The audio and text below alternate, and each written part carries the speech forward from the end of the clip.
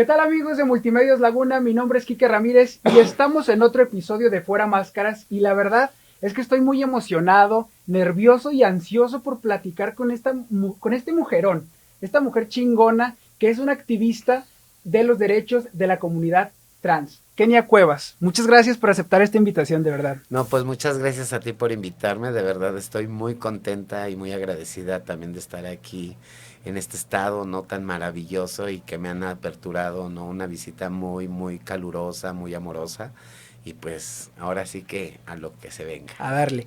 Oye, como te decía fuera de cámaras, estoy muy emocionado, la verdad. Tu historia de vida está muy cabrona y la verdad te admiro mucho por cómo ves la vida y toda la labor que has hecho.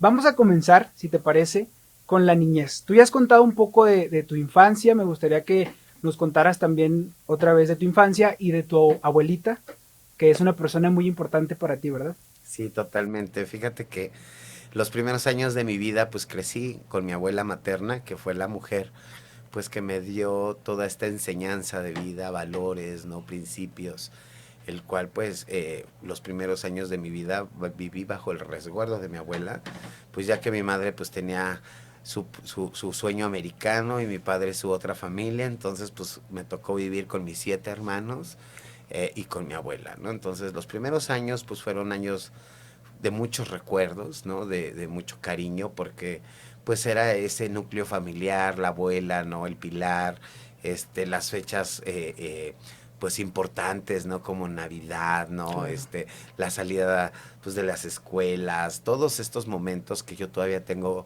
pues muy presentes en mi vida, ¿no? Y los primeros años pues fueron relativamente bonitos, sin embargo pues yo ya venía enfrentando violencia física, verbal y psicológica pues por parte de mis hermanos, ¿no? Porque en México y en muchas partes del mundo el ser trans pues te sujeta, ¿no? A violaciones a derechos, discriminación, exclusión. Y una de las primeras exclusiones que viví fue pues con la Con familia, tu ¿no? familia.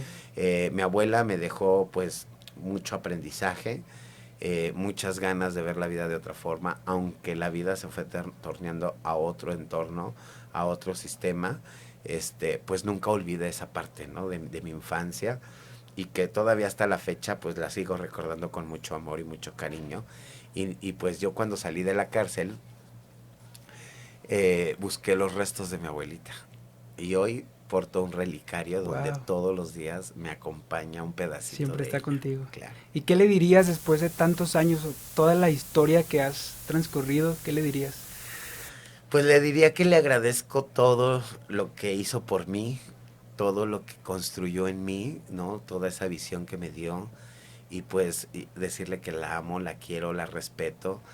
Apenas estuvimos en noviembre, el 2 de noviembre, Día de Muertos, y de verdad es que siempre en esa ofrenda la recuerdo con tanto amor, le pongo, pues ella tomaba su refresco, sus cigarros, ¿no? Como todo eso que yo la recuerdo mucho, pues siempre trato también de seguirla consintiendo, aunque sea Claro. después de la muerte. Y ahora que el instinto maternal ya lo tienes, porque ya ves que has contado que te dicen mamá Kenia, y obviamente pues tienes esa parte de tu abuela de proteger a las personas y de cuidarlas, ¿no? Sí, aparte mi abuelita siempre fue muy humanitaria también, ¿no?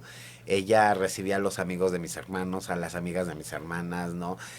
Pues luego por también por jóvenes, ¿no? Rebeldes, pues los corrían de su casa y mi abuela los terminaba recibiendo en su casa, ¿no?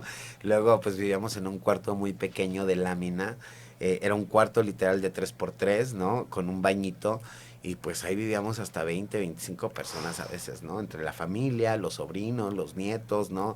Y pues la gente que todavía ayudaba a mi abuela, ¿no? Entonces, eso ¿Cómo, lo aprendí. cómo recibes la noticia del fallecimiento de tu abuela?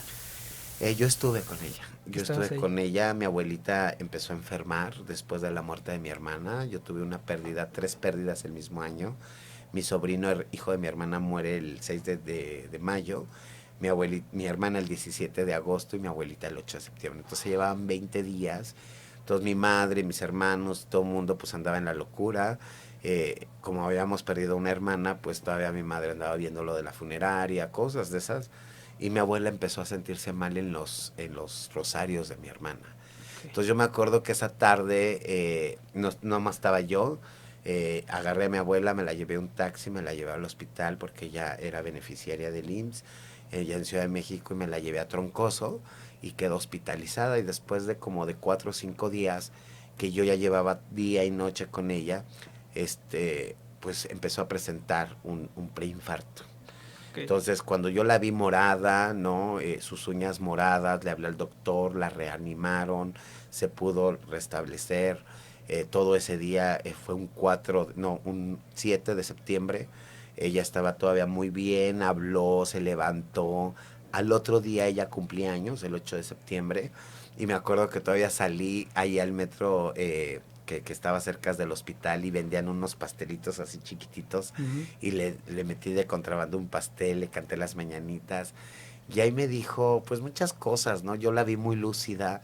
Ella me dijo que pues le preocupaba a uno de mis hermanos, que es un poquito mayor que yo, que él ya estaba muy entrado en las drogas, muy mal, y pues le preocupaba mucho a mi hermano. Y pues empezamos a platicar, la felicité, le canté las mañanitas, y ese día en la noche, justo a las 11:15 de la noche, un poquito antes de esa hora, llegó mi mamá y mi hermano, porque yo les había hablado de que un día antes mi abuelita había tenido un preinfarto, y hasta el otro día llegaron. Y pues cuando llegaron me dice mi hermano, pues bájate a comer algo, ¿no? Y me bajé. En la entrada del hospital vendían unos hot dogs. Ujú. Me acuerdo, eran 3 por 10, ¿no? Sí. Entonces me bajé, compré los hot dogs, y algo que siempre hacía era comérmelos ahí. Y ese día dije, no, me los voy a subir, ¿no? Me los voy a subir y voy a comer allá con mi mamá, mi hermano y mi abuelita, ¿no? Entonces, entrando al cubículo, así literal entrando, empecé a ver a mi abuelita otra vez morada. Y entonces fue cuando le dije a mi hermano y a mi mamá, le está dando un infarto. Y grité y le hablé al doctor, y entonces llegó el doctor, y pues obvio, estaba dando un infarto, y pues nos sacan del cubículo y la empezaron a reanimar, y pues cuando salió el doctor, pues ya nomás movió la cabeza diciendo que no. Yo en ese momento empecé a gritar, a llorar, quería entrar. El doctor me abrazó, porque el doctor, la trabajadora social se dieron cuenta que yo llevaba días ahí. Inclusive la trabajadora social autorizó una charola más de comida, para la cama de mi abuelita, precisamente para que yo comiera. Me dejaban dormir abajo de la cama de mi abuelita, ¿no? Que estabas muy niña, ¿no? Sí, pues yo Eras tenía una nueve niña, años, 9 años. 9 años, ¿no? Pero lo que siempre me ayudó es que yo era muy alta, Ok. inclusive, y siempre he tenido esa facilidad de hablar. Y entonces yo le decía al director del hospital, le decía, es que yo no tengo más familiares, y yo soy la única que está con mi abuelita, y me autorizaban el pase como menor de edad, ¿no? Entonces, por eso yo podía entrar a ver a mi abuelita al hospital. Entonces, cuando ya el doctor ve que pues me da la noticia, yo me pongo mal, y el primero que reaccionó para cuidar este proceso de duelo fue el doctor. Él me abrazó, me calmó, me dijo que mi abuelita estaba en mejor lugar, y ahí fue donde ya me tuve que calmar, y entré a ver a mi abuelita ya pues sin vida, y me pude despedir de ella. Me acuerdo que le agarré su mano, ¿no?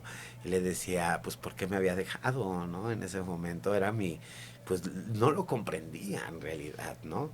Sin embargo, pues ya tuve que irme, porque pues necesitaban unos documentos, mi mamá y mi hermano se quedan ahí, yo voy a la casa por los documentos, para que entonces empezara el proceso de retirar el cuerpo del hospital, ¿no? Entonces, pues ya la velamos en la casa, fueron 2 días de velación. Llegaron tías, hermanas de mi abuelita, que pues ya todas fallecieron, pero una de ellas, que era la mayor, mi tía Toña, era la gota Idéntica. idéntica de mi abuelita. Entonces, cuando entró mi tía Toña al velorio, yo de verdad me desplomé, yo lloraba inconsolablemente, o sea, de verdad era un llanto, pues que todavía me acuerdo, y me acuerdo que hasta no podía ni hablar del llanto, y pues todo el mundo sabía, ¿no? Que yo tanto era su adoración de mi abuela, como mi abuela era mi adoración, ¿no? Entonces, pues todo el mundo llegaba a darme el pésame, me abrazaban, me decían que me calmara, pero era un momento en que yo no escuché a nadie, ¿no? Yo estaba muy, muy mal, no lo podía creer, ¿no? Y bueno, pues ya cuando le enterramos, ahí fue donde, pues ya, ¿no? Tuvo que pasar el momento, y fue donde dije, pues ya tengo que continuar, ¿no? Y después cuando ya empiezo otra vez a vivir con mis hermanos, ¿no? O sea, pues, con todo este ambiente, pues ya no estaba esa abuelita que me defendía, ¿no? Entre las peleas de hermanos, entre esas burlas, ¿no? Pues ya no estaba, ¿no? Digamos que ha sido la pérdida más fuerte que has tenido en tu vida. Esa, y bueno, han sido varias, ¿no? En varios momentos. Claro. Yo creo que ese periodo de 3 pérdidas en 3 meses fue algo que me impactó. Después, cuando cuando en el año 2016, bueno, lo de Paola fue lo último, pero en realidad en febrero de ese mismo año perdí a una amiga muy querida que fue la que me recibió cuando salí de la cárcel. Ella murió de neumonía y de modelantes, el líquido de modelantes se le fue al pulmón y pues murió de neumonía. Entonces yo estuve cuidándola durante todo un mes en el hospital. Me dieron la noticia, ella era migrante. En ese entonces pues yo no era ni activista, ni reconocida, ni nada. Pedí el cuerpo, no me lo quisieron entregar nunca. Y pues pasó eso. El 25 de julio del mismo año yo tenía una pareja de 15 años viviendo con Santiago, se Con llamaba. Santiago. Y pues la verdad es que fueron muchos años de pareja, de amor, de cariño, ¿no? De compañía. Y un día estando pues dormidos, él se empezó a quejar de un dolor en el brazo. Era un fin de semana, yo le dije pues el lunes vamos al doctor. Y ese día en la noche, en la madrugada, como a las 4 de la mañana, me levanté porque sentí frío, ¿no? Mis pies. Y entonces lo muevo para decirle, oye, tápate porque pues está haciendo frío. Y veo que está tapado y lo siento frío.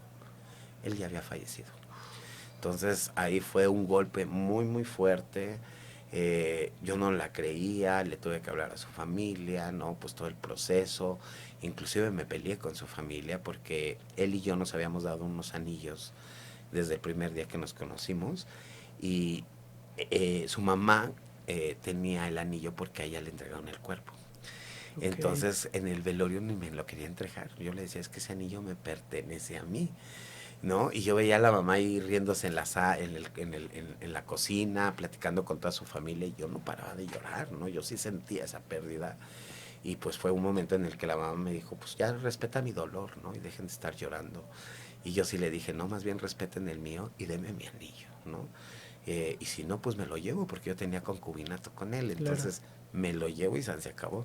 Pues total, ya intervino el hermano y pues ya pasó todo este proceso que también fue muy doloroso para mí. Yo apenas estaba como asimilándolo cuando me toca vivir el asesinato de Paola. Bueno, Que ahorita llegamos a ese punto.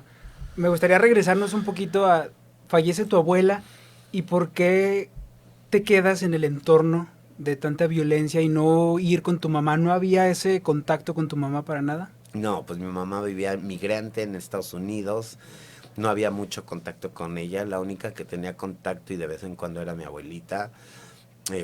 Pues no había forma, no había forma. Mi padre pues tenía a su otra esposa, sus otros hijos, que siempre nos negó, ¿no? A mí siempre me negó por ser el hijo de la otra, ¿no? Entonces, pues la verdad es que no había posibilidades ni entornos, ¿no? Tampoco tenía tías, ¿no? Por parte de mi mamá, por parte de mi papá no conozco absolutamente a nadie, ¿no? Y la verdad es que nunca me interesó porque pues nunca estuvieron conmigo, ¿no? Claro. Entonces, pero por parte de mi mamá es madre soltera, hija soltera, hija única, perdón, y mi abuela pues no tenía otros hijos, ¿no? Entonces, no había con quién correr, de verdad no había con quién correr. ¿Y cómo es que llegas a vivir a la calle? Pues así es como llego con mis hermanos y pues mis hermanos pues ya después en su onda pues ya no me daban ni de comer, ¿no? Entonces un día busco un amigo de mi abuelita que tenía un negocio, me da chamba y cuando se enteran mis hermanos me quitan esta lana y pues yo me salgo bien enojada y empiezo a caminar hacia Valderas y Juárez, que es por la Alameda Central de la Sí. Ciudad de México. Y recuerdo que llegué a sentar ahí y pues yo no sabía qué iba a hacer con mi vida. Lo que sí sabía es que yo ya no quería regresar a esa casa, ¿no? Entonces lo primero que conozco y ubico es a una mujer trans, que esa mujer trans prácticamente me puso a trabajar en ese momento para que, pues yo le decía que me ayudara a arreglarme como ella y ella me dijo, pues ponte a trabajar, habla en un carro, cóbrale tanto, obedécele y después regresas aquí y aquí te espero, ¿no? Que es muy importante mencionar eso, o sea, tenías 9 años y comenzaste en el trabajo sexual, o sea, eso es algo muy fuerte, la verdad. Sí, totalmente. Entonces al otro día, pues este sujeto, que fue mi primer cliente a los 9 años, me lleva a un hotel donde me paga una habitación durante varios días y me deja dinero. Yo ya no regresé con aquella mujer que me había dicho que me pusiera a trabajar. Y bueno, pues al otro día, pues me percato que en ese hotel vivían puras mujeres trans. Entonces, pues yo bien emocionada me acerco con ellas porque cuando yo vi por primera vez a una mujer trans dije, así quiero ser. O sea, en Wow. ese momento dije, sí es posible, ¿no? O sea, todo el tiempo me dijeron que no era posible, que no existía esa posibilidad, que yo era un hombre y que tenía que ser un hombre. Entonces, al ver a una mujer trans dije, no, yo no soy un hombre, ni quiero ser un hombre, yo soy una mujer y hoy estoy viendo que es una realidad, ¿no? Claro. y yo quiero ser así. Entonces, pues ya cuando las vi les pedí que me ayudaran a arreglarme como ellas y ellas me preguntaron, ¿traes dinero? Les dije que sí, pues traía los billetes que me había dejado el cliente. Me iban a comprar pelucas, zapatillas, pestañas, todo lo que se necesitaba y me empezaron a arreglar. Y ellas fueron las que me llevaron ya a un punto de trabajo sexual legalmente con una madrota, ¿no? Y esa madrota no dijo nada, o sea, eras una niña de nueve Sí, no, pues años. me acuerdo que me dijeron, espérate en el taxi. Bajaron y dijeron, oye, es Angélica, es que llegó una chiquilla de 9 años, necesita trabajar, necesita pues pagar su hotel, su comida, dale chance. Y dijo, a mí me vale madres que tengan 9 años, mientras pague su cuota, que se quede. Entonces ya me explicaron las mismas compañeras cómo hablarle a los clientes, cuánto cobrarles, ¿no? Y pues yo tenía mucho miedo, incertidumbres, pero también tenía mucha emoción, porque estaba viéndome realizada con algo que yo sentía desde el día uno que tengo conciencia y que no lo podía desarrollar por los estereotipos, por la construcción social, por el entorno familiar, por el que dirán, por muchas cosas, ¿no? Entonces, al yo sentirme realizada en ese momento, pues ni siquiera visibilicé en dónde me encontraba parada, ¿no? Okay. Y una de las primeras demandas que tuve como trabajadora sexual fue el consumir drogas, ¿no? Los mismos clientes llegaban alcoholizados, drogados, a ofrecérmelo, ¿no? Entonces, siendo una niña inexperta, sin saber cómo funcionaba el mundo, sin saber qué eran las drogas, pues yo le empecé a entrar porque yo veía que si les decía que no, no me llevaban. Y si les decía que sí, sí Tenías me que comer. llevaban. Y tenía que comer, tenía que pagar un hotel. Entonces, cuando yo empiezo a trabajar y a empezar a consumir con los clientes, pues este consumo me llevó, pues, y fui presa fácil de las drogas, ¿no? Empecé con un consumo esporádico, luego fue aumentando, aumentando, aumentando, al grado que ya no me preocupé por pagar ese hotel, por comer, y pues ya me quedé en la calle. Me quedé en la calle, empecé a vivir ahí en Garibaldi, en Alameda, en las Conchitas, en el Teatro Blanquita, ¿no? O sea, en toda esa zona donde existe mucha población en situación de calle, empezar a pedir dinero en los semáforos, ¿no? A limpiar parabrisas, a pedir comida regalada, a buscar comida en los basureros, ¿no? Conocí a los niños rata, ¿no? Porque ahí fue donde me enteré porque les decían las ratas, ¿no? Y no es porque vivían en las coladeras, ¿No sino, es por eso? no, las ratas eran sus mascotas. Entonces, por Wow. eso les decían los niños rata. Y estos niños también ejercían el trabajo sexual. Porque en los años 80 no existía, bueno, sí existieron siempre los derechos humanos, pero no eran visibles, ¿no? Y los niños ni siquiera eran visibles sus derechos. Hoy en día, si vemos un niño en la calle y sabemos que está en la calle, ¿qué mandamos al 911? Llega el DIF, llegan muchas autoridades, se lo llevan, le dan un tratamiento, un acompañamiento, lo que tú quieras. En esos años ni siquiera existía eso.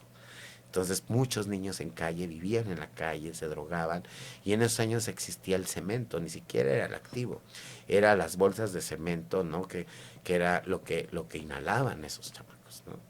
Ahora, Kenia, es muy importante el contexto de las infancias trans, de estos niños y niñas trans que crecen con todo este contexto de violencia y demás. Hay algunos trabajadores públicos que han mencionado o que se han mencionado en contra de las infancias trans. ¿Tú qué les tienes que decir a estas personas?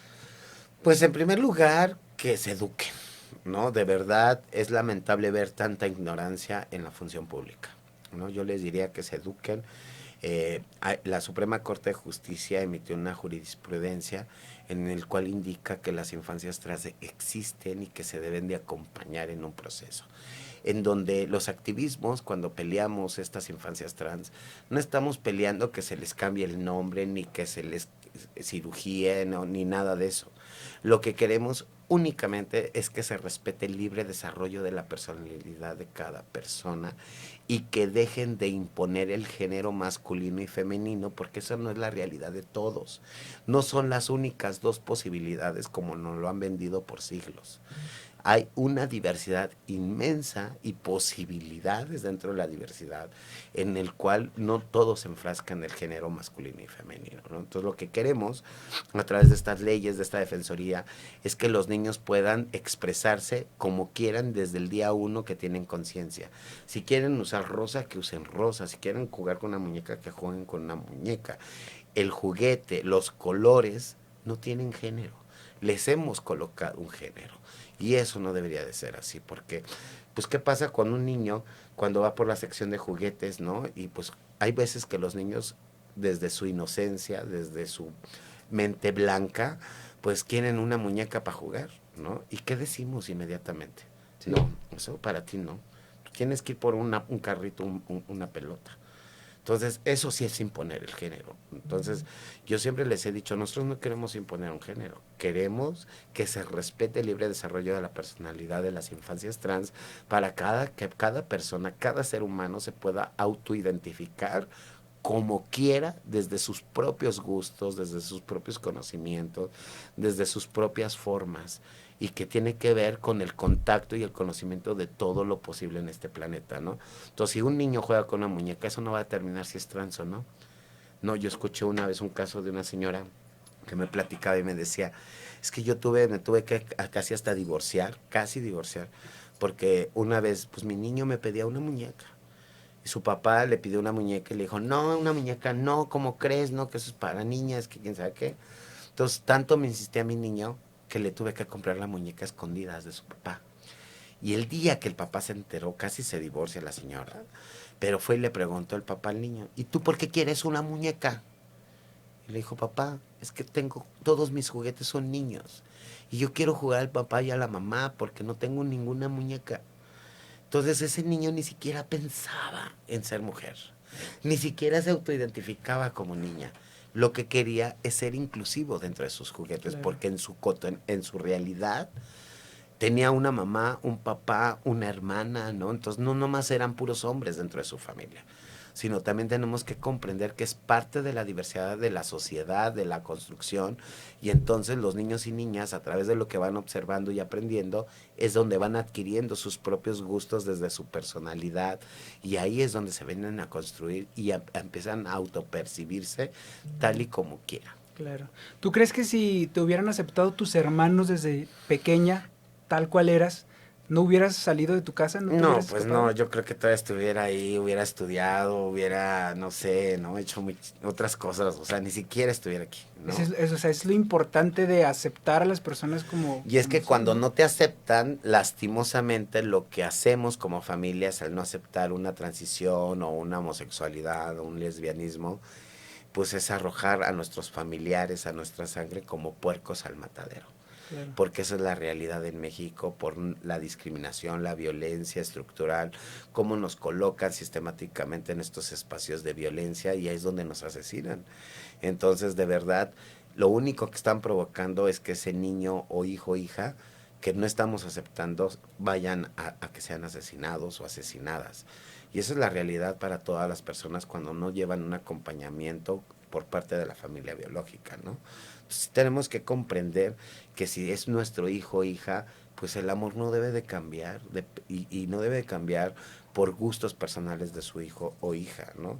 Que no son los mismos como padre y que tenemos que entender que el mundo está cambiando y que esto es una realidad, que ya no lo podemos ocultar, que los medios ya no nos ocultan nada porque ya no nos lo pueden ocultar porque existen otros métodos como los medios digitales, ¿no? El teléfono inteligente que ahora te da accesibilidad a cualquier tipo de información y entonces ya no nos tienen engañados como sociedad como lo tenían anteriormente y ahora los jóvenes se autoidentifican, los jóvenes defienden su identidad porque están teniendo información real, rápida y eficaz y sin controlada, no está controlada esta información. Entonces también eso tenemos que irlo pues dando a conocer, ¿no? Que esto es una realidad y que lo vamos a seguir No, y defendiendo. más allá de los medios digitales que dices, también el activismo que realizan ciertas personas como tú, te decía ahorita fuera de cámaras, eres una revolucionaria porque, o sea, de verdad te decía, si mides todo lo que has logrado en favor de la comunidad trans. Híjoles, es que luego es difícil medirlo, ¿no? Cuando todo el tiempo estás en constante trabajo, ¿no? Claro. Entonces la verdad es que luego es difícil pararte y voltear para atrás, ¿no? Pero la verdad es que sí sé que estoy haciendo muchos cambios a través de toda mi apertura como activismo, porque mi activismo es totalmente distinto, ¿no? Yo estoy viendo el activismo con convicción, es nato mi activismo y eso me ayuda a entender las formas, a no tener lucro, ¿no? Por las cosas, por las circunstancias o por las poblaciones, Claro. que también, pues, hay activismos que, pues, sí, hay que decirlo, ¿no? Han lucrado históricamente y se han colocado y efectivamente nunca han impactado en la vida de otras personas personas que es según las que están defendiendo, ¿no? Claro. Entonces, yo sí tengo una convicción muy clara. A mí nunca me ha interesado el dinero, que eso es lo que le agradezco a la vida y al universo, porque eso me ha ayudado a tener esta convicción clara de defender y de defender una causa que también me cruzó a mí, que no quisiera que otras mujeres vivan. Claro, es importante. Y también nos contabas, ejercías el trabajo sexual muy chiquita y después de unos años, a los 13 años, te detectan VIH. ¿Cómo fue ese momento? Bueno, pues pues estando en la calle conocí varias casas hogares, ¿no? Para niños en situación de calle, como Casa Alianza, Hogares Providencia, el Padre Chinchachoma, ¿no? Y entonces, pues estos programas, pues eran muy cálidos para niños en situación de calle, sin embargo, para una persona diversa o trans, no era una realidad, ¿no? ¿Por qué? Porque estas casas decían, ok, te vamos a aceptar, pero aquí no puedes vestirte de niña, aquí no te podemos nombrar como Kenia, aquí no puedes usar el pelo largo. Y entonces, pues en el momento, toda devastada de la calle, pues yo decía sí a todo, con tal de que me dejan dormir, comer, bañarme, me dieran algo de ropa limpia.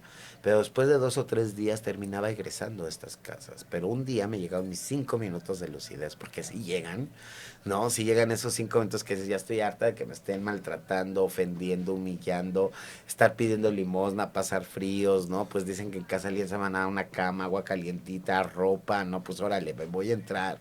Y pues ya no importa que venga Juan Pérez, ¿no? Entonces llegué con toda la convicción del mundo, ingresé aceptando todas estas condiciones y después de 1 semana y media empecé a presentar delirios auditivos y visuales, delirios tremens. Empecé a escuchar y ver cosas que no existían por haber cortado el consumo de un momento a otro y entonces mi psicóloga me lleva al Hospital Fray Bernardino, donde me hospitalizan y en este hospital pues me empezaron a administrar medicamento para desintoxicar mi sangre y después llegó un grupo de psiquiatras, ¿no? Pues ya sabrás, ¿no? Como 20, 25 psiquiatras y pues yo me sentía así como, ¿qué onda, no? Y pues me empezaron a hacer preguntas, ¿no? Tantos papás, de qué comes, cómo vives, dónde vives, ¿no? Y yo muy natural, pues yo trabajo en Insurgentes, a veces me aviento de 5 a 10 clientes, vivo en la calle, pero pues esa era mi realidad a los 13 años, ¿no? Entonces me empezaron a ofertar una prueba de VIH, pero una persona que ve estos contextos de abandono, muchas de las veces sientes que ya nada te va a pasar en esta vida, ¿no? Te sientes inmune, Sí, o ¿no? sea, te sientes de que si ya sobrevives a O la sea, ¿qué calle, más me puede ya que pasar, te puede no? pasar. Entonces, pues yo decía, pues a mí háganme las pruebas que quieran, yo no voy a tener nada, porque me empezaron a hablar de una enfermedad nueva que estaba llegando en México y que se estaban presentando los primeros casos, que era el SIDA y que le daba únicamente a los homosexuales. Entonces, cuando me faltaron esta prueba, pues me la hacen. Y no es como ahora que te hacen un piquetito en el dedo y en 2 minutos sabes si eres reactivo, ¿no? En esos años te tardaban hasta 6 meses en entregarte un resultado. Y eran 6 meses de agonía, de incertidumbre, ¿no? De saber si sí o no. Les he contado que luego se me pegaba hasta la locura de la de al lado, ¿no? Que todos los días gritaba, las arañas. Y yo, ¿dónde están? No, no las veo, ¿no? Pues imagínate, ¿no? Sí. Y entonces, pues por fin llegaron mis resultados y resulta que a los 13 años adquirí VIH en el año 86, cuando también todo esto se empezaba a permear a la discriminación, a la criminalización, pero también a la segregación de estas personas.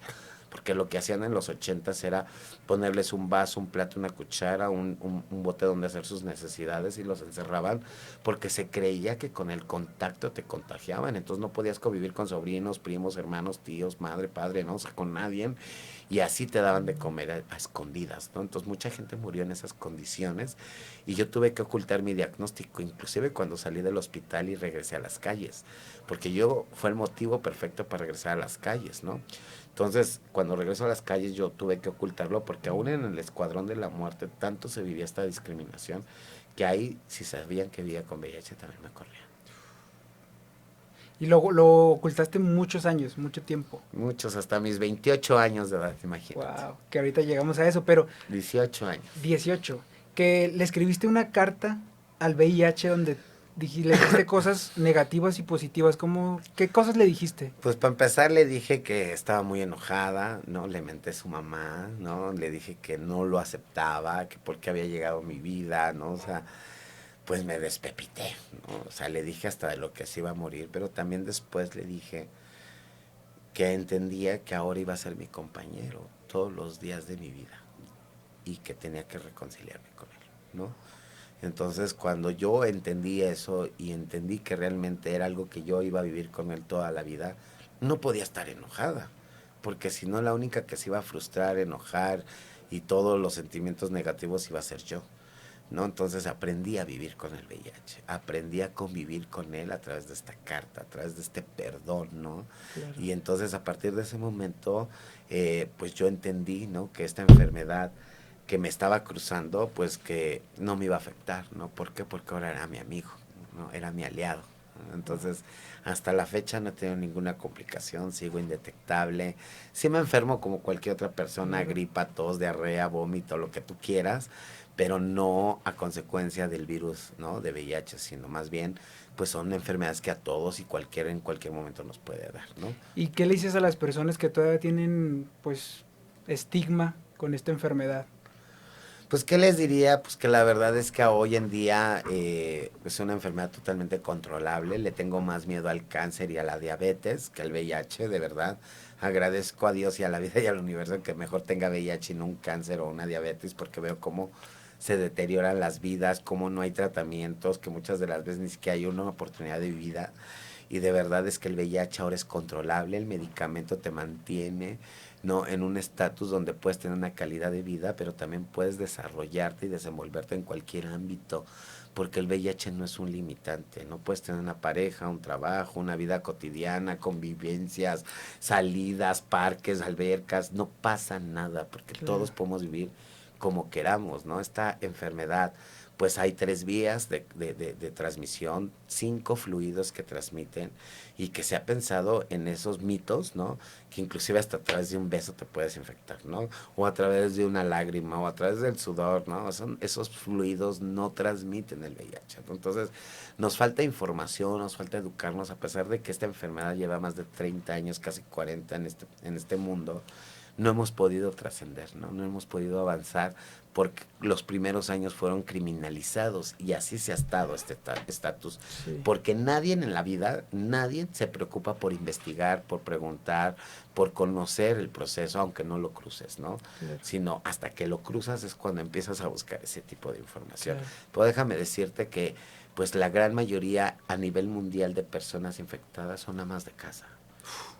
Y ahí sí es una De verdad. problemática, claro, porque las amas de casa no se dan cuenta hasta que están en fase terminal, porque pueden sentir y presentar muchas enfermedades, pero en la atención de estas, pues nunca piensas en una prueba de VIH. Claro. ¿Por qué? Porque confías en tu pareja, porque tu única pareja sexual de 40 años ha sido tu esposo. Pero las mujeres amas de casa en todo el mundo han sido las mujeres más afectadas de esta pandemia y que les hemos pues no hemos dado la visibilidad correspondiente, porque por eso no existe la educación reproductiva y sexual. Vemos que están haciendo pruebas en los parques, en los espacios públicos, y ¿qué hacemos? Nos volteamos. ¿Por qué? Porque no me cruza, pero sin darte cuenta que a lo mejor a ti no te cruza, pero tú no cuidas a tu pareja 24/7, ¿no? Y no estás segura de que nada más tú seas su única pareja sexual. Wow, ese dato está muy, muy fuerte. Y también tú has mencionado que viste morir a muchas personas por el VIH. Sí, pues en la cárcel, cuando llegué a la cárcel, pues me declaré VIH, me colocaron en el dormitorio 10, que es el dormitorio donde concentran a las personas con VIH, dentro de prisión. Y entonces, pues cuando llegué, pues me dijeron los custodios, ¿no? Todos los días tienes que ir por tu medicamento y si no, te castigamos, ¿no? Entonces, cuando llego con la enfermera, veo que nos avientan las pastillitas a la boca y ni cómo, pues, esconderlas, ¿no? Y los compañeros del dormitorio me decían, no te vayas a tomar el medicamento. Y yo, pues, ingenuamente les preguntaba, ¿por qué, no? Y me decían, es que nos están matando. Yo, ¿cómo crees? Pues si es gobierno, ¿no? Es la Secretaría de Salud Pública, o sea, ¿cómo crees que nos van a matar, no? Sin embargo, pues a través de los años me fui dando cuenta que efectivamente quien se tomaba ese medicamento empezaba a presentar enfermedades oportunistas, pérdida de peso, diarreas, vómitos, temperaturas, que terminaron hospitalizados y después de un mes, 2 meses, O sea, como un tipo de que ya experimento. se murió. Sí, cuando hicimos la denuncia correspondiente y empezó a ingresar Clínica Condesa, y fue donde nos enteramos que fuimos utilizados como conejitos de India por farmacéuticas para la construcción de la nueva generación de medicamentos antirretrovirales que se vivió del 2000 al 2010. Wow. ¿Y qué fue lo más complicado y fuerte que viviste en prisión? Fueron muchas cosas, es que en prisión es todo un día, así es todo un día de aventuras, ¿Cómo ¿no? era un día siendo Kenia Cuevas o una mujer trans en prisión, en Santa Marta, Bueno, Catitla? yo en la calle aprendí pues muchas estrategias, inclusive de autodefensa, ¿no? O sea, yo aprendí a pelear en la calle. Entonces eso para mí fue una herramienta muy poderosa dentro de prisión porque yo no me dejaba. Claro. Entonces cuando tenía peleas con los mismos internos que eran mucho más violentos, masculinos, no cisgénero, heterosexuales, pues obvio siempre les terminaba dando vuelta. Entonces, cuando les daba vuelta, pues empecé a crear, decimos allá, puntos, ¿no? Empecé a hacer un corrido dentro de la cárcel. Entonces, pues todo el mundo decía, no, pues aguas con la Kenia, ¿eh? Porque la Kenia sí te da vuelta, ¿no? Y entonces, pues mucha gente, inclusive, pues los más maleados, ¿no? Las banditas, todo, pues las llegué a aterrizar. Entonces yo me dediqué, a mí me dieron la comisión de la fajina y del rancho. Yo me encargaba de repartir la comida y de organizar el aseo del dormitorio antes de que se abrieran las zonas, ¿no? Entonces yo sacaba los nuevos ingresos a hacer la zona y entonces pues imagínate, me paraba a las 5 de la mañana, empezaba a organizar a los nuevos ingresos, ¿no? Eso sí, mujeres trans no hacían fajina y no se formaban al rancho, ¿no? Y entonces pues había muchos inconformes, ¿no? Ay, pues es que también son cabrones, ¿no? Y que quién sabe qué. Entonces, pues había veces que lo decían, pero se terminaban formando atrás de ellas, ¿no? Pero cuando había veces que de plano, pues había hombres que no estaban de acuerdo, ¿no? Y que se ponían al tú por mí conmigo y pues terminaba dándome unos macanazos con ellos, O sea, ¿no? cero respetaban tu identidad de género. Ah, no, sí, pero yo la fui haciendo Tú la fuiste respetar haciendo gracias a que también, pues mira, eso. ¿no? Les fui poniendo su aterrizada, ¿no? Es decir, a mí me respetas porque me respetas, ¿no? Wow. Y entonces, pues así logro que también respetaran a mis compañeras, que les hablaran de su nombre femenino, de que también nos trataran como mujeres, ¿no? Y entonces empezó a haber un cambio importante en la penitenciaría, ¿no? Inclusive en algún momento denuncié al custodio porque nos quitaban los maquillajes, ¿no? Y nos castigaban por tener la ceja delineada, el rímel, el labial, y nos mandaban al consejo interdisciplinario, y cuando llegaba con el consejo es que les decía, es que yo soy mujer, ¿no? Y entonces nomás se reía el director y todos los del consejo y decían, ya vete a tu estancia, ¿no? O sea, X, ¿no? Pero sí había una represalia muy grande porque tú te maquillaras, porque era intento de evasión dentro del reglamento de los centros penitenciarios. O sea, si tú te vistes o te maquillas como mujer, te quieres fugar de la penitenciaria. Hasta la fecha. Hasta la fecha, ¿no? Todavía hay como, pues es que también depende el custodio, depende cómo se haya formado, en qué ámbitos, ¿no? Cuál fue su cultura, ¿no? O sea, también depende de las cosas personales que trae cada ser humano, ¿no? Entonces había Claro. custodios bien chidos que te decían, sí, mi hija, mi reina, lo que tú quieras como custodios. Usted es un cabrón, güey, ¿no? Y a mí me vale madres, ¿no? Y aquí se chinga, ¿no? Entonces, y bueno, pues una de las violencias que sí recuerdo muy fuertes es cuando me sacaban a prostituirme los custodios. O sea, los custodios te sacaban con la gente Sí, que... sí. Cuando recién llegué, nomás habíamos 4 mujeres trans en todo el penal. Entonces, los padrinos son aquellos internos que tienen mucha lana, ¿no? Y que tienen todo un equipo, ¿no? De personas que les cuida, que les hace mandados, todo. Entonces, estos padrinos con mucho dinero, pues allá con dinero puedes hacer lo que tú quieras. Y entonces estos padrinos mandaban a traer botellas, ¿no? Pues ponían música, fiestas y nocturnas que hacían, ¿no? Y entonces los custodios llegaban y nos daban un labial y un lápiz de ceja y nos decían, arréglate. Y entonces yo la primera vez me arreglé, ¿no? Pues yo dije, ay, qué chido, nos dieron un lapicito, ¿no? Y ya estaba maquillándome. Y después nos sacan como a las 11 de la noche al dormitorio donde estaba una fiesta. Entonces cuando llegamos, pues tuvimos que satisfacer sexualmente a más de 40 internos, ¿no? Y estos padrinos le pagaban a los custodios por sacarnos y por llevarnos, porque ellos ya entre pedas y drogas, pues decían tráete a las muchachonas, ¿no? Y las muchachonas éramos nosotras, y no les importaba que viviéramos con VIH, ¿no? Entonces, pues una vez me dice el custodio, arréglate, pero eso sí, nos daban maquillaje para vendernos, pero no nos dejaban maquillar en todos los días, ¿no? Entonces ese día llega, pues yo ya estaba muy molesta, ¿no? El que me sacaban, pues luego era satisfacer entre 4 o 40, ¿no? Y entonces un día llega el custodio y el rondín y me dicen, arréglate porque vamos a venir por ti en media hora. Y cuando regresan no me había arreglado. Y me dijeron, ¿qué pasó? Le dije, no voy a salir. ¿Cómo que no vas a salir? No voy a salir. pues ¿cómo que sí sales, no? Y entonces se mete un custodio y me agarra de los pelos, y cuando me agarra que me le voy encima. Le di una madrina de veras, que de verdad tuvo que pedir ayuda. Llegaron los custodios del rondín, me agarraron a patadas, me metieron al castigo, pero a partir de ese momento cuando llegué con el, ¿cómo se llama? Consejo interdisciplinario, porque pues ahí te pueden agarrar cualquier día de la semana y hasta los miércoles sesiona el consejo.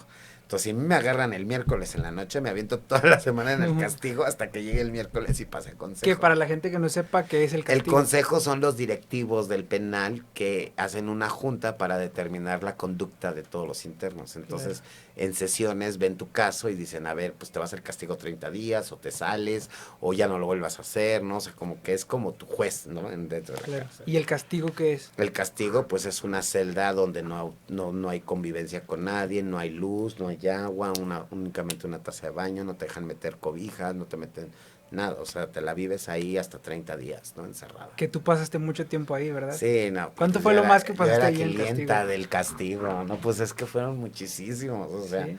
y cada vez que me peleaba terminaba en el castigo, ¿no? Cada vez que le daba en la torre a alguien, pues terminaba en el castigo, ¿no? Entonces, pues yo ya era clienta, ¿no? Ya hasta me iban a dar calendario. Me impresiona mucho que estuviste 10 años, 8 meses en prisión y después te dijeron, estás libre. ¿Cómo fue ese proceso? Pues fíjate que yo ya tenía una sentencia de 24 años por daños contra la salud, posesión, distribución y venta de cocaína. Y entonces, pues yo con mi sentencia, pues yo ya me había conformado porque no tenía redes de apoyo, familia, abogado, no, ni siquiera conocía a mi juez, ¿no? Entonces, pues, ¿qué haces, no? Pues con una sentencia de 24 años, resignarte, ¿no? Entonces, un día conozco a una licenciada de jurídico, y esta licenciada pues le estaba ofreciendo algo de venta de lo que yo vendía, ¿no? Que yo vendía dulces, chocolates, pulseras, collares de Shakira, ¿no? Yo me ganaba la vida, ¿no? Entonces llegué y le oferté algo y me dijo, no, dice, pues tú por qué vienes, y ahí me empecé a despepitar con ella, y después me dijo, oye, es que ¿por qué no metes un recurso? Acaba de salir una reforma que puede beneficiar tu delito. Y entonces yo decía, pero ¿cómo le hago? No tengo familia, no tengo abogado, no sé leer ni escribir, o sea, ¿cómo le hago? Entonces me dijo, yo te hago el documento y ya tú te encargas a ver con quién lo mandas, pero me dejas este collarcito. Entonces, 3 ocasiones hice el trueque con esta licenciada, mandé ese documento y tuve 3 rebajas de sentencia. En la última rebaja yo ya les compurgaba con 10 años, 8 meses, 7 días. Entonces yo ya llevaba 10 años, 8 meses cuando pues yo bajo bien emocionada, ya me voy y esto y lo otro, y en eso me vuelven a mandar a hablar. Y yo, ¿pero por qué? No, pues yo no he hecho nada porque me querían certificar. Entonces, cuando te quieren certificar es porque vas al castigo. Okay. Le dije, no, pues espérense, no, pues te hablan allá arriba. Ya subo y subo a jurídico. Y me llegó una resolución que yo no esperaba, la absolución del delito. Y en ese momento te dejan Me libre. dicen gracias por participar, esperemos que regrese pronto, prácticamente así No, fue. pues. A mí me notificaron como a las 11 de la mañana, y entonces le dije al custodio, oiga, pues déjeme bajar por mis cosas, mis ahorritos, todo, ¿no? No, dice, ya no te podemos dejar bajar porque si no te estaríamos privando de tu libertad. Pues de su pinche madre, No, o ¿no? sea, todo tu ahorro. Es más, no te pudiste despedir ni de Santiago, ¿verdad? No, ni de Santiago, ni por mis cosas, ni por nada, o sea, nada. Y que, ojo, aclarar que pues estuviste presa por algo que no hiciste, que no cometiste.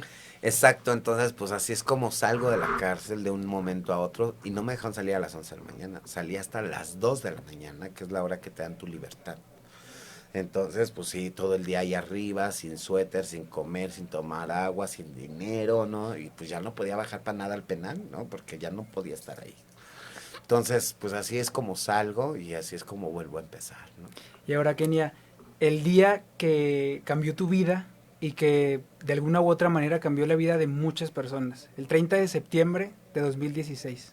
A detalle, ¿qué pasó ese día? Pues ese día fue cuando mataron a mi compañera Paola Buenrostro, que fue una amiga muy querida, ¿no? De muchos años. Ese día llegué al trabajo sexual, llegó un cliente solicitando servicios, varias de nosotras lo bateamos, pero Paola sí decide subirse a ese carro. Y cuando avanzó 3 metros se detiene y empiezo a escuchar que grita Paola mi nombre con gritos de auxilio, ¿no? Kenia, Kenia. Entonces yo corro al carro, y cuando llego a la ventanilla el copiloto me percató de unas detonaciones de arma de fuego. Cuando yo escuché los balazos, yo me quedé impactada, no me pude ni mover, pero sí alcanzo a observar dentro del carro cómo mi amiga se desvanecía en los brazos de aquel hombre mientras la aventaba al asiento del copiloto y cuando me volteó a ver, me vio a los ojos y me apuntó con el arma y me disparó. Entonces, a través del vidrio del espejo del carro, yo todavía me acuerdo ver el cañón de la pistola y él con su dedo jalándole al gatillo. Se Pero encasquilló. gracias a Dios esta arma se encasquilló. Entonces, cuando se encasquilló, yo me empiezo a tocar y dije, no, no me dio ni una, pues no te vas, ¿no? Entonces lo detengo y ahí es donde pues lo presentamos ante el Ministerio Público, donde ahí sí ya me tocó vivir realmente esta violencia institucional histórica que hemos enfrentado a las personas trans. Exacto. La criminalización por ejercer el trabajo sexual, el no reconocimiento de la identidad, el no acceso a la justicia, ¿no? El demeritar mi proceso, ¿no? Porque a mí me pusieron como curioso el lugar algo que no existe cuando yo era testigo. Y gracias a que me descartan de la carpeta de investigación, ese era el argumento por el cual no me daban nada de información y no me podían entregar el cuerpo de mi compañera. Y ahí es cuando yo empiezo a luchar, espero las 48 horas y justo cuando ya me avisan que va a ser la audiencia oral, que también empezaba este nuevo sistema acusatorio de las audiencias orales en el 2016, pues llegué y me presenté con el juez. Alcanzó a llegar a la audiencia y pues lo primero que cuando sale el juez pregunta es si había un testigo en la sala. Yo alcé mi mano y después se dirigió al MP y le dijo, Ministerio Público, ya se sabe el protocolo, y se retira el juez. Y después viene el Ministerio Público por mí y me dice, te voy a solicitar a que te retires de la sala para que no contamines la audiencia. Entonces mi lógica decía, este cuate va a la cárcel, ¿no? Yo tengo, a lo mejor quieren que me salga para que en algún momento entre a declarar, pues yo no sabía de procedimientos ni de leyes. Entonces, pues en ese momento confié en las autoridades. Me salgo de la audiencia y al finalizar esa audiencia lo dejaron en libertad. Entonces mis amigas bajan súper enojadas, queriendo romper las instalaciones de Sullivan, las calmo y les digo, a ver, si no nos calmamos, las que vamos a terminar presas somos nosotras, ¿no? Y un juez ya determinó su salida y no podemos juzgar a la misma persona dos veces por el mismo delito. Entonces mejor vamos por Paola, que lleva 48 horas en un congelador. Llegué con el fiscal exigiéndole el cuerpo, no me lo quería dar y hasta que lo amenacé, es como me entregan el cuerpo de mi amiga. Y después de 2 noches de velación decido colocar su ataúd en medio de la Avenida de los Insurgentes un miércoles a las 2 de la tarde, donde por primera vez le grité al mundo y a la sociedad que yo estaba cansada de tanta violencia sistemática, histórica, constante, ¿no? En todos los ámbitos socioculturales, que no teníamos acceso a la educación, a la vivienda, al trabajo, a la salud, a la identidad y a muchos otros derechos que se nos han arrebatado, ¿no? Claro. Entonces ahí es donde empiezo con este activismo, empiezo a buscar y exigir justicia. Gracias a exigir justicia, pues empecé a recibir amenazas de muerte, tuve 2 atentados, mataron a una de mis hermanas, compañeras del activismo y de la vida, también en mi casa, ¿no? En mi cama, ¿no? No sé si fue por pensando que era yo o llegaron a mi domicilio ya que encontraron, o sea, no lo sé porque no estaba, pero cuando llegué pues la encontré muerta, asesinada, ¿no? Entonces ahí te das cuenta que tienes que hacer algo, ¿no? Que tienes que hacer algo porque pues de verdad la forma en cómo nos veía la sociedad, la forma en cómo nos trataban, cómo nos humillaban, nos segregaban, era totalmente inhumano. Y ahora, Kenia, ¿cómo era Paola Buenrostro? ¿Cómo la recuerdas? ¿Cómo era tu relación con ella? Pues era muy bonita. Ella y yo nos conocimos peleándonos. ¿En serio? Sí. ¿Cómo estuvo eso? Un día, pues yo llegué ahí a Garibaldi. En Garibaldi hay muchas zonas de bares, ¿no? Entonces, pues una también forma de trabajar era fichando en los bares. Entonces ese día llegué y yo estaba con las amigas y en eso llegó Paola, yo nunca la había visto y llegó muy agresiva, estaba muy tomada y se hizo de palabras con una de mis amigas, ¿no? Entonces yo la quiero calmar, pues era una mujer trans, obvio, me acerqué y le dije, cálmate. Y entonces me dijo, tú no te metas, me quiso dar una cachetada, entonces no me dejo y le termino dando yo una cachetada. Entonces cuando se cae al suelo por la cachetada, pues yo me meto al bar y cuando me dicen, aguas, y volteo y lleva con una botella. Entonces lo No, único que man. alcancé fue a meter mi rodilla, todavía traigo aquí el botellazo. Y ya, pues ya le dije, mejor vete, ¿no? O sea, ya. Y después lo vi como a los 2, 3 días. Y le dije, bueno, ¿por qué te pones así, no? Pues, ¿qué pasó? Y ya empecé a platicar con ella, ya nos hicimos de amigas, me empezó a contar, pues, de dónde venía, quién era, ¿no? Cuánto tiempo llevaba en México. Llevaba relativamente como un mes en la Ciudad de México. Ella era de las Chiapas. Y entonces, pues ahí fue donde empezó esta amistad. Pues Paola era muy agradecida, muy humana, ¿no? Ya cuando la conoces, cuando la conocí, pues fue totalmente otro pensamiento. Era muy cariñosa, muy comprensiva, ¿no? Todo el tiempo estaba ayudando a las compañeras, inclusive una compañera que la picaron una semana antes de que la mataran, quien la llevó al hospital fue Paola, ¿no? Entonces Paola siempre era así y siempre llegaba al punto y mamita y te quiero mucho y vamos aquí, vamos allá, ¿no? Los fines de semana pues nos íbamos al antro juntas, ¿no? Luego le decía, voy a tu casa mañana en la tarde, ¿no? Y ya llegaba y pues ya hacíamos de comer, ¿no? Pues veíamos películas, ¿no? O sea, pues era una amistad, ¿no? Como Claro. cualquier otra, ¿no? Entonces, pero pues sí me tocó vivir y presenciar este momento en el cual pues también esta corresponsabilidad como amigas no me permitía quedarme en mi casa con mis trancazos, ¿no? Tenía que salir a Tenías pelear. que salir a hacer justicia, ¿no? Sí. Y bueno, pues el tipo sigue libre. Sí, sigue libre. Bueno, pues todo esto se permitió a que sucediera su libertad. Después, como de 15 días después, logró la representación jurídica de X Justicia para las Mujeres, que es una organización civil que me dio la representatividad jurídica y a través de ese momento empecé a tener un acompañamiento. Entonces, cuando llego a la fiscalía se me reconoce como víctima indirecta y se gira orden de reaprehensión, pero ya nunca lo encontré.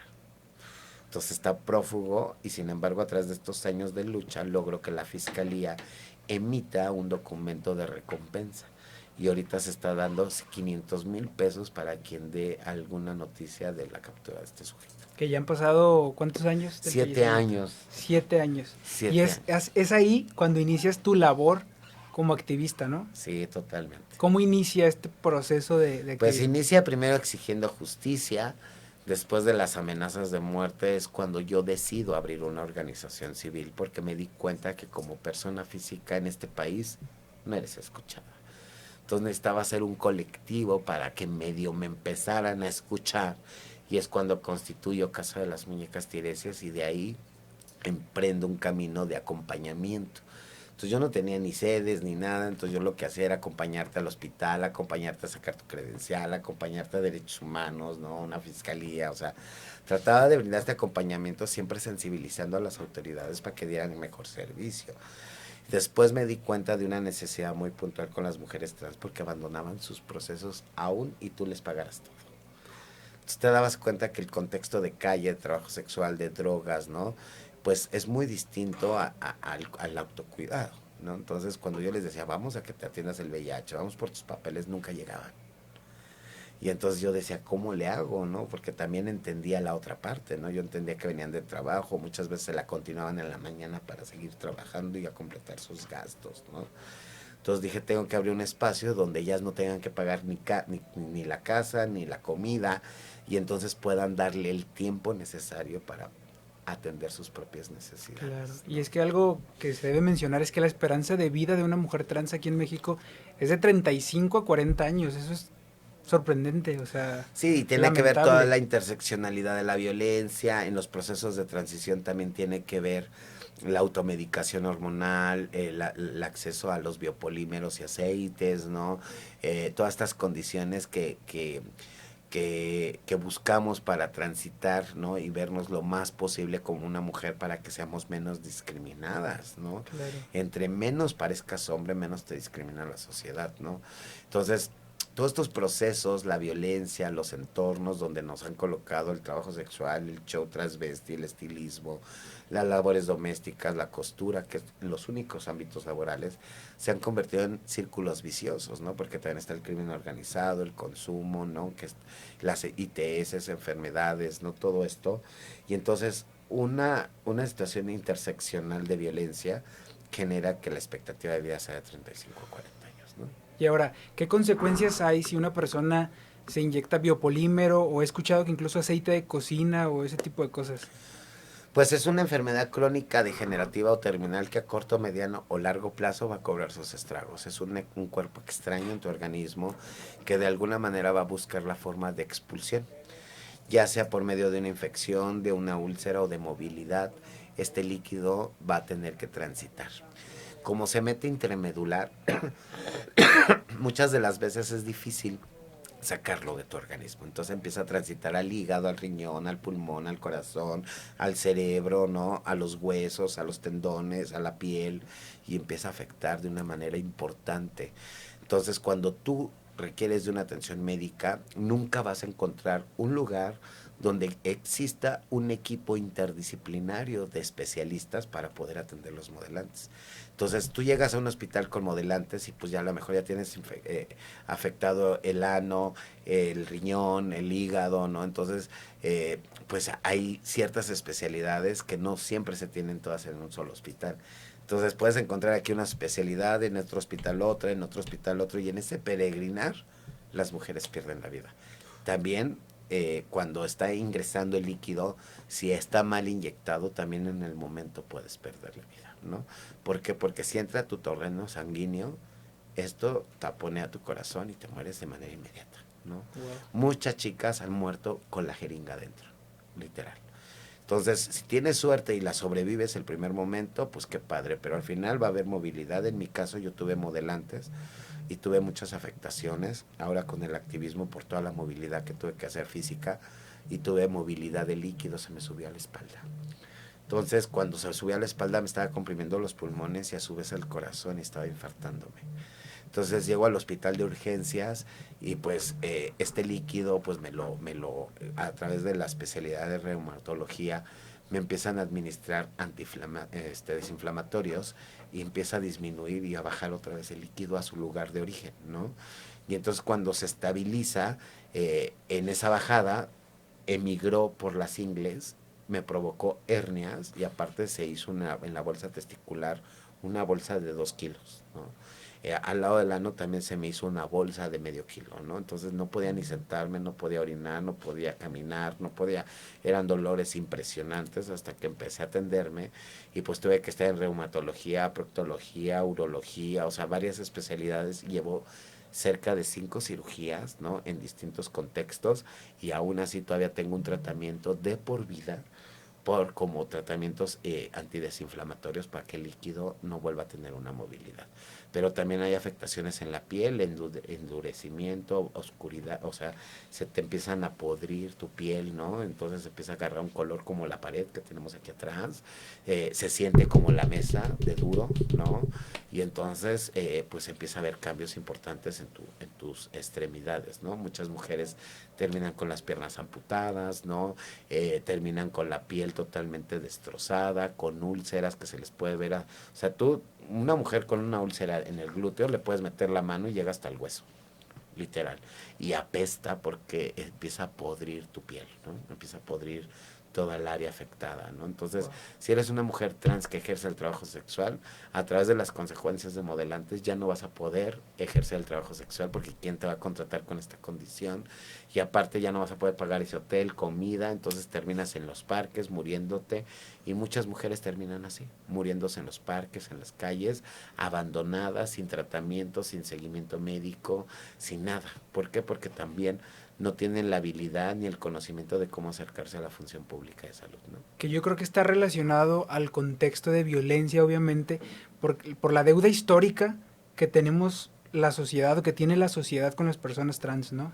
Sí, lo que pasa es de que también como la salud pública en México no garantiza los tratamientos hormonales, en la Ciudad de México sí, pero el resto del país no.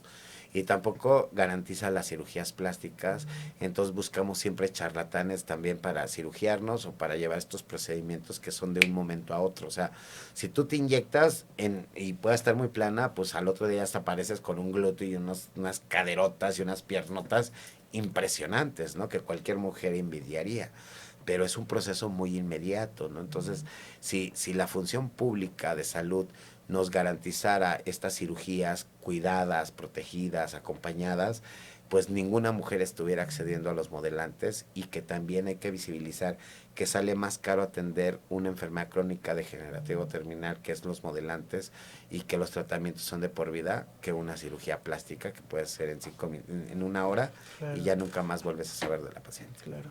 Kenia, ¿qué le dices a la sociedad que te violentó, que te orilló a vivir en las calles, que te orilló a estar en prisión y a vivir todo lo que has vivido? Gracias. ¿Sí? Sí, les diría gracias, porque gracias a sus actitudes, a su rechazo, a su violencia, hoy soy esta mujer. Wow. Y eres una mujer que eres referente para muchas otras mujeres trans, para muchas otras personas trans, por Casa de las Muñecas Tiresias, que incluso más allá de refugio pueden hasta estudiar, ¿no? Sí, totalmente. En el refugio, la metodología es totalmente educativa. Empezamos con alfabetización primaria, secundaria, depende en tu rezago educativo en el que te hayas quedado. Empezamos a retomar esta parte de vida, ¿no? Que también empieza una construcción diferente, y la educación siempre va a ser la puerta para muchos derechos. Muy bien. Y antes de ir finalizando, me gustaría tocar el tema de las mujeres trans en los medios masivos de comunicación. ¿Qué tan importante es, por ejemplo, el caso de Wendy Guevara? ¿Cómo lo ves tú? Pues la verdad, o sea, yo sé que hizo Wendy estar en una plataforma de esa índole, ¿no? En un reality, visibilizó a una población que nadie quería hablar de ella, ¿no? Eso sí lo veo positivo. Lo que no veo positivo es cómo Wendy tomaba sus comentarios, sus argumentos, su autopercepción como mujer, pues que realmente no es lo que le cruza a todas las mujeres trans, ¿no? Ella, pues, entendí que no es activista, que tuvo un golpe de suerte, de fama, y que la colocó ahí, y pues es eso, ¿no? Es una influencer con un golpe de fama, y que esperemos que perdure, ¿no? Pero ella no representa a las mujeres trans, no es la realidad de todas las mujeres trans, no todas nos percibimos como hombres con chichis, ¿no? O no todas pensamos orinar paradas, ¿no? O sea, no es nuestro contexto.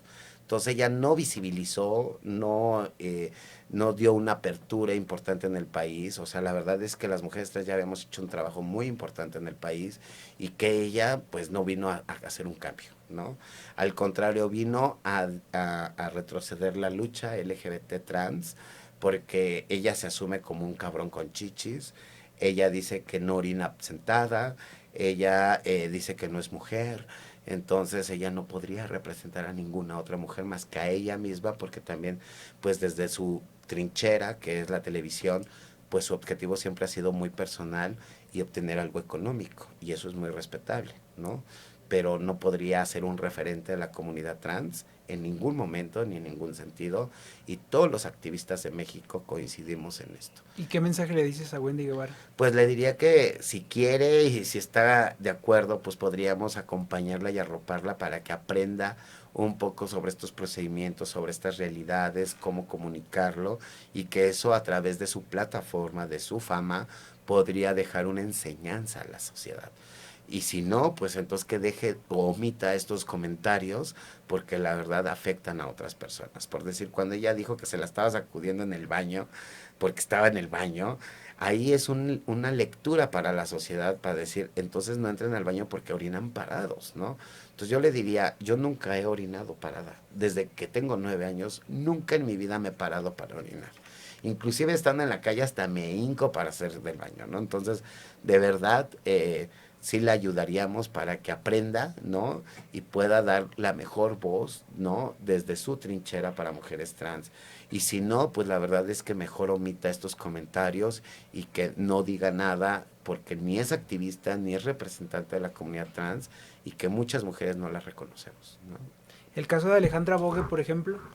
Bueno, Alejandra Gobe, pues también ha sido otro foco más, ¿no? Pero Alejandra Bogue lo que ha tenido es que sí se educó y ha dado una visibilidad importante a través del reconocimiento de las problemáticas y cómo irlas atendiendo, y cómo cuidar y acompañar a una persona trans, ¿no? Okay.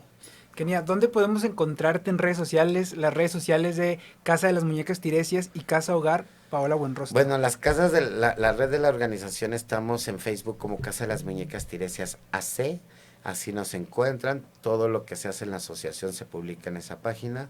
En mi cuenta personal de Facebook estoy como Kenia Cuevas. También en Instagram estoy como kenia.cuevas.1.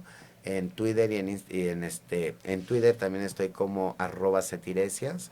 Entonces, así nos pueden buscar, de verdad, pues es la forma de contactarnos, ¿no? También mi número telefónico es el 5581 694512. Hay veces que me tardo tantito, pero sí contesto, de verdad sí contesto. Entonces, pues son las formas de contactarnos y pues ahí vamos a estar a la orden. Muy bien, pues muchas gracias, Kenia, de verdad, por este tiempo y por esta plática tan enriquecedora y que seguramente más de una persona ahí en casa se educó, más de lo que estaba. Pues mira, de verdad espero que empecemos a tomar estos temas con seriedad, como lo es, ¿no? Es una cosa seria que ha provocado la vida y ha causado la muerte de muchas mujeres por no educarnos, ¿no? Entonces, más bien, pues es esa invitación, decirles que sigamos preparándonos como sociedad, sigamos innovando y sigamos creyendo en un país que va rumbo a la paz, ¿no? Y no a la destrucción, ¿no? Y no a la segregación y a la discriminación, ¿no? Entonces también le diría a toda tu audiencia, pues que vale la pena luchar por nuestros ideales y nuestras convicciones y que todo, absolutamente todo lo que imaginemos en esta vida es real si nuestros corazones así lo desean y por ello mi mayor venganza será que todos seamos felices. Wow, muchas gracias, Kenia, de verdad. Muchas gracias de verdad. Bueno, pues ahí quedó este episodio con Kenia Cuevas. Recuerden compartir este video, reaccionar, dejar un comentario y no se pierdan los siguientes episodios de Fuera Máscaras.